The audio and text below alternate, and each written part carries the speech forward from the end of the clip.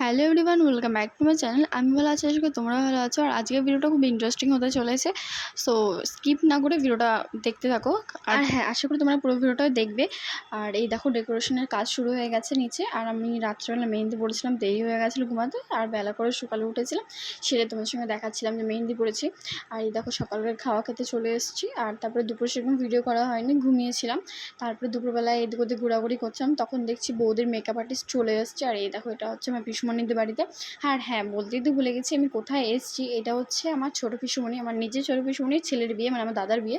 So সেখানেই। আর আমি দেখো রাত্রে সাজুগুজু করে নিয়েছি। আর আমি ভিডিওগুলো বেশি করতে পারিনি, কারণ এত তাড়াহুড়োর মতো ছিলাম না, সেরকম আমার ভিডিও করাই হয়নি। ফোন কোথায় ছিল আমি নিজেও বুঝতাম না। এই দেখো আমার বৌমণি, খুবই কিউট না? আর খুবই ভালো। আর আমরা এখানে একটু ফটোশ্যুট করে নিচ্ছিলাম, আমার মেজো বোনও আর আমি দুজন মিলে। দাদার বিয়েতে আসবো, ডান্স করবো না, এটা কখনো হয়? এই দেখো, ডান্স আমাদের শুরু হয়ে গেছে। আমরা ভীষণ খুবই নেচেছি। কিছুটা ভিডিও করা হয়েছে। সবসময় ফোনটা আমার কাছে ছিল না, মায়ের হাতে ফোন ছিল, কারণ ফোন হাতে নিয়ে ভিডিও করতে পারছিলাম না, এই ডান্স করতে পারছিলাম না, সেই জন্যে। আর এই দেখতেই পাচ্ছ কি লাফাচ্ছিলাম আমরা, পরে দেখেছি ভিডিওটা, বাপরে বাপ। আর হ্যাঁ, তোমরা যদি কমেন্টে বলো তাহলে আমি অবশ্যই ডান্সের ভিডিও এক্সট্রা করে দিয়ে দিব। আর কিছুক্ষণ ডান্স করার পরে আমরা ফুচকা খেতে চলে এসেছিলাম। এখানে ছিল প্রচুরই ভিড়, দেখতেই পাচ্ছ যে আমরা চলে এসেছি ফুচকা খাওয়ার এখানে। আমার এই ভিডিওগুলো দেখে হয়তো অনেকেই ভাবতে পারো যে দিদিভাই তুমি গুছিয়ে কথা বলতে পারো না, তবে কেন ভিডিও করো?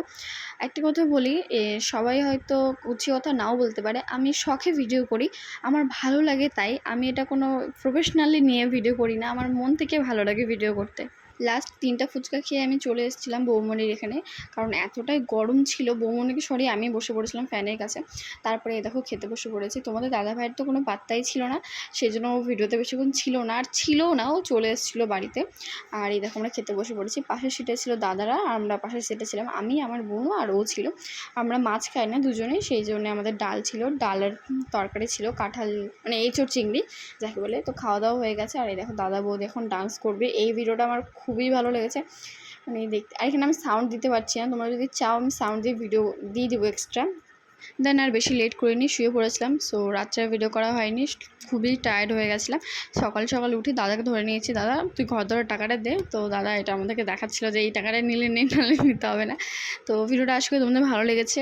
লাইক, কমেন্ট, শেয়ার আর সাবস্ক্রাইব প্লিজ।